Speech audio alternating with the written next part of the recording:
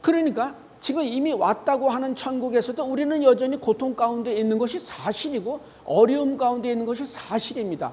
이것을 사도 바울이 이제 13장부터 풀어나가기 시작하는데, 말하자면 아직 오지 않은 천국이 있음을 보여주는 거예요. 그래서 9절에 보니까 부분적으로 알고 부분적으로 아직 그 나라가 온전히 오지 않아가지고 지금은 이해 수준이 많이 떨어질 수밖에 없다. 그런데 10절에 보니까 온전한 것이 왔을 때 우리가 그렇게 기다리던 눈으로 보이는, 정말 뭐 손으로 만져지는 그런 천국이 완성되는 날이 오면 그때는 부분적으로 그냥 조금만 이해하던 것이 완전히 이해가 되리라. 그러면서 11절에 제가 추측하기에는 3층천에 올라갔던 사도 바울의 자신의 모습을 지금 보여주는 건데, 옛날에 이 땅에만 있을 때는 어린아이와 같이 잘 몰랐는데 주의 인도하심을 받고 그의 나라에 가 보니까 그의 나라에서는 모든 것이 전부 다 이해가 되더라. 그러면서 12절에 그러니까 지금은 잘 이해가 안 돼. 거울을 보는 것 같이 희미한 이 1세기의 거울은 구리로 만든 거울이랍니다. 이 구리를 계속 닦으면 반짝반짝 해가지고 자기 얼굴이 보이는데, 요즘과 같은 거울이 아니고 굉장히 희미하게 윤곽만 간신히 보이는 정도의 거울이랍니다. 그래서 거울을 보는 것처럼 희미하게 보이지만 이제 그 나라가 진짜 그 나라, 온전한 그 나라가 다 오게 되면 그때는 얼굴과 얼굴을 대하는 것 같이 이렇게 밝히 보이게 된다. 모든 것이 다 이해가 된다라는, 말하자면 낫예에 관한 천국의 낫예의 국면을 지금 보여주기 시작을 합니다. 우리가 지금 천국에 왔다고는 하나, 그리고 제가 또 고생을 하는 이유는 이미 왔다고 아무리 주장을 해도 어디 보여봐. 어디 뭐 느낄 수가 있어야지. 그래서 저도 이해하기도 힘들고 저도 설명하기 힘들었는데, 왜냐하면 낫예이 아직 안 왔기 때문인 것은 사실입니다. 그래서 그거를 지금 사도 바울이 이제 보여주는 겁니다. 아직도 우리는 배가 고픕니다. 이 땅에서 하나님께서 저주를 푸셔서 우리가 무엇을 먹을까 입을까 걱정하지 말라고 하셨지만, 하나님이 우리가 정말 맛집을 골고루 찾아다니면서 배가 터지게 먹을 만큼 우리에게 먹을 것을 주시지는 않습니다. 그것이 이제 개인의 욕심일 수 있기 때문에 그런 것은 뭐 안 하는 게 좋다라고 할지라도 어떤 때는 훌쩍 떠나서 맛있는 것 좀 먹고 싶다라고 할 때가 있습니다. 그러나 이미 온 천국에서 하나님께서는 배를 골지는 않게 하더라도 배가 터지게 주시지는 않고요. 이미 온 천국에서는 하나님을 바라보게 했지 우리의 몸이 완전히 뭐 튼튼해가지고 병도 하나도 없고 고통도 하나도 없게 하시지는 않았다고요.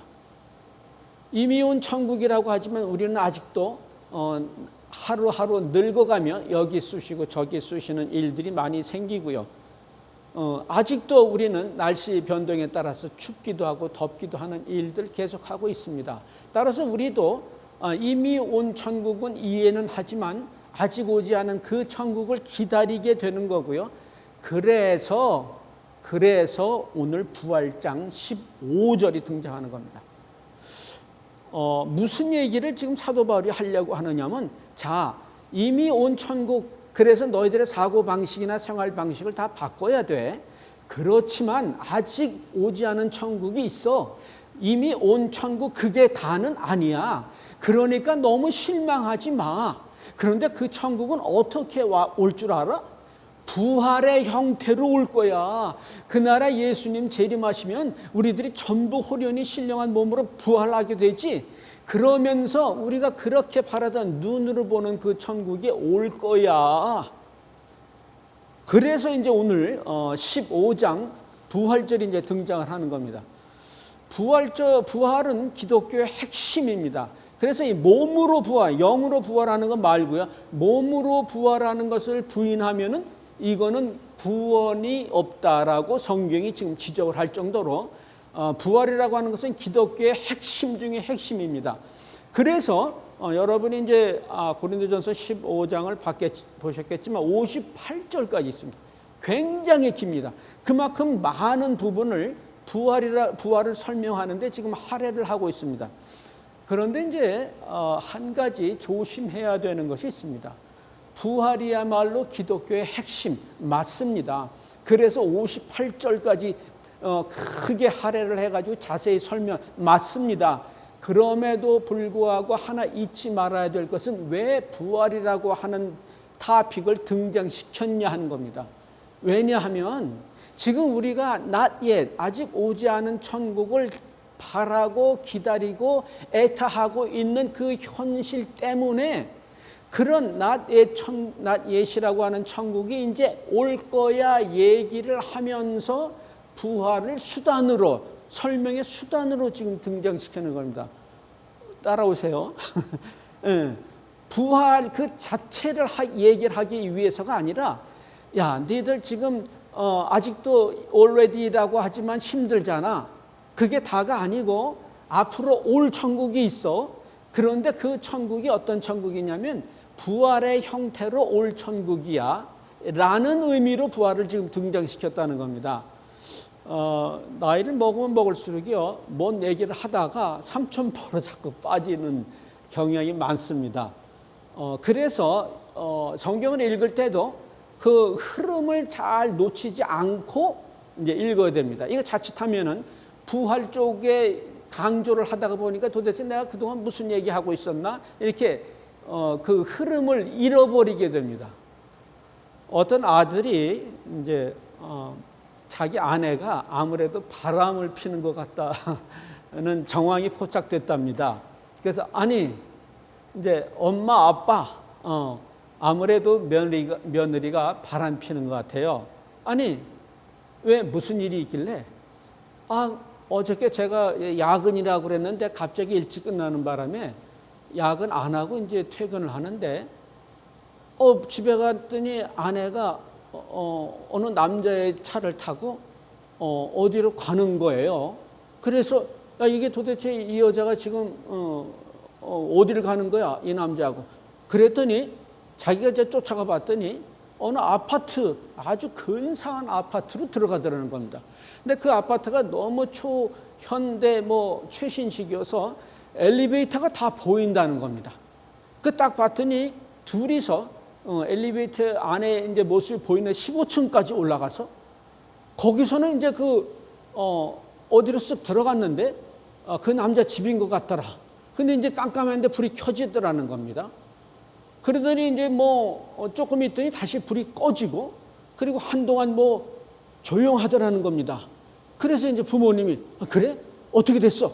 근데 그 아파트가 보니까 그 뷰가 굉장히 좋고 이 구조가 참 이 건축을 똑바로 잘 해가지고 너무 훌륭하게 지어졌더라는 겁니다. 거기다가 이제 옆에 이제 분양가를 봤더니 분양가도 굉장히 싸고 야, 이런 또 이번 무슨 세일 가격이 있어가지고 이번 달 안으로 이제 이 아파트를 장만하게 되면 정말 이거는 대박 터질 거면 야, 이놈아 지금 마누라 바람피는 얘기하다가 왜 아파트로 빠져? 삼천포로 빠져. 그래가지고 이제 이제 그런 얘기가 있다고 합니다. 뭔 얘기를 하다가 자꾸 삼천포로 빠지면 안 됩니다. 항상 그 흐름을 놓치지 말아야 되는데 지금 부활에 관한 얘기가 그겁니다. 부활 얘기를 하자고 하는 것이 아니라 부활과 함께 그 나라가 올 것이다 얘기를 하기 위해 부활이 등장했다는 겁니다. 그래서 부활이 중요하지 않다는 게 아니라 흐름을 놓치지 않은 상태에서 우리가 부활장을 한번 살펴보면 맨 처음에 15장 1절과 2절에 형제들아 내가 너에게 전한 복음을 너희로 알게 하노니 이는 너희가 받은 것이요 또 그 가운데 선 것이라 너희가 만일 나의 전한 그 말을 굳게 지키고 헛되이 믿지 아니하였으면 이런 말미암아 구원을 얻으리라. 그러니까 이 복음에 관한 메시지를 이제 이 고린도 교인들한테 줬다는 거예요. 그런데 2절에 그 말을 헛되이 믿어버리면 말미암아 구원을 못 얻는 겁니다. 이 부활의 메시지를 확실하게 믿고 있어야 구원을 얻는 거고요. 그렇지 아니하면 구원을 얻지 못한다고 이야기를 하면서 이 부활에 관해서 부활이 얼마나 확실한가에 관해서 이제 증언을 하기 시작을 합니다. 3절에 내가 받은 것을 먼저 너희에게 전하였나니 이는 성경대로 그리스도께서 우리 죄를 위하여 죽으시고 장사 지낸 바 되었다가 성경대로 사흘 만에 다시 살아나사 게바에게 보이시고 후에 12 제자에게와 그 후에 500여 형제에게 보이셨나니 그 중에 지금까지 태반이나 살아있고 어떤 이는 잠들었으며 그 후에 야고보에게 보이셨으며 그 후에 모든 사도에게와 맨 나중에 만삭되지 못하여 난 자 같은 내게도 보이셨느니라. 이 예수님이 몸으로 부활하셨다는 것을 이제 증거를 하려고 하는데 그 숫자만큼 저기 한 게 없습니다. 그렇지 않습니까? 숫자만큼 그 강력한 증거가 없습니다. 내가 어떻게 뭐 환상 중에 잠깐 잘못 본 게 아니고요. 500여 형제에게 그리고 제자들이 전부 다 봤다는 겁니다. 이러니까 어떻게 부인할 수가 없는 거고요. 그 다음에 8절에 맨 나중에 만삭되지 못하여 난 자 같은 내게도 보이셨느니라. 그래서 나도 봤다라는 얘기를 합니다. 이것처럼 확실하게 증거하는 증언이 없습니다. 무슨 얘기냐면 이런 거죠. 내 눈으로 똑똑히 봤어.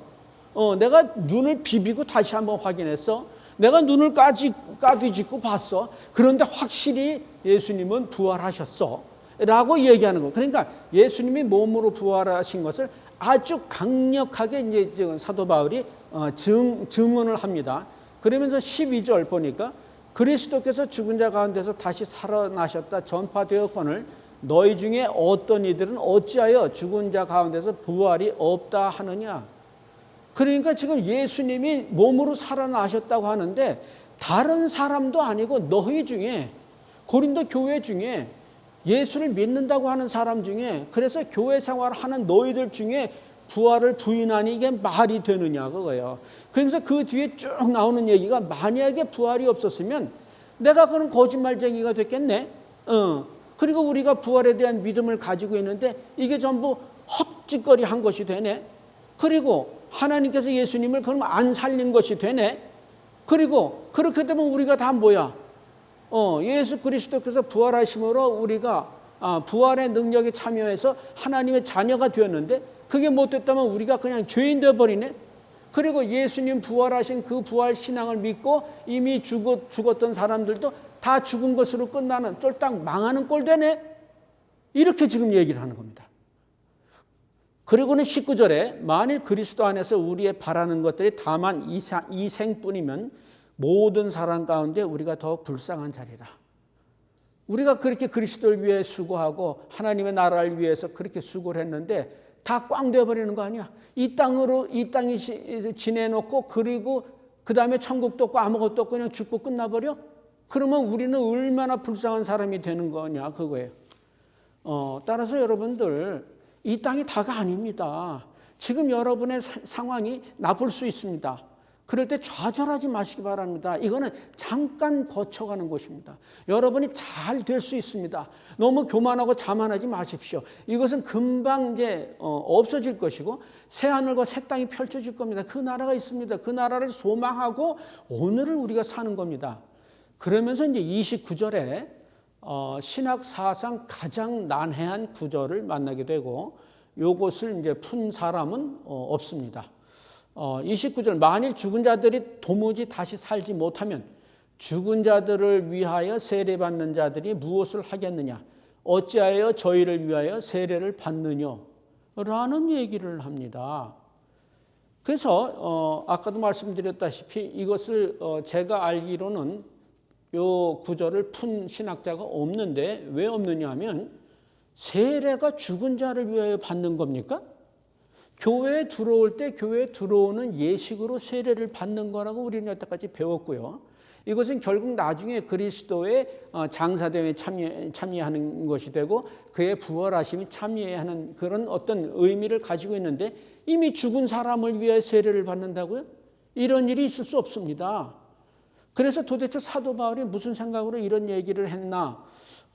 제가 한 가지 추측하건대 이거는 이제 신학자들이 아무도 모르니까 신학자가 모른다고 나까지 모를 이유는 없습니다. 그죠? 추측은 할 수 있는데 이게 당시 1세기에 그 로만 캐토릭 쪽에서 했던 어떤 그 의식이 아니었나 추측해 봅니다.